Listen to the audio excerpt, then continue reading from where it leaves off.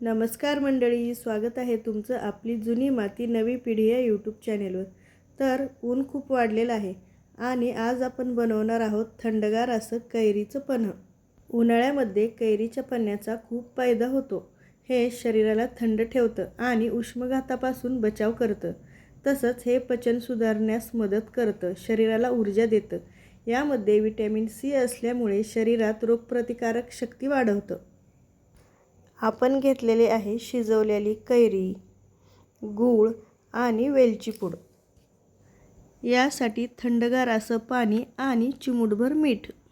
चला मग बनवूया असं थंडगार कैरीचं पन्ह। तुम्ही पण नक्की बनवून पहा आणि उन्हाळ्यामध्ये कूल रहा। माझं तर ना उलटच झालं आहे।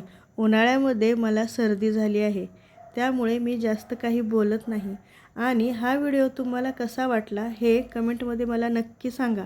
व्हिडिओ आवडला असेल तर आपली जुनी माती नवी पिढी या यूट्यूब चॅनेलला सबस्क्राईब करायला विसरू नका। पुढचा व्हिडिओ एका छानशा म्युझिकसोबत बघत रहा।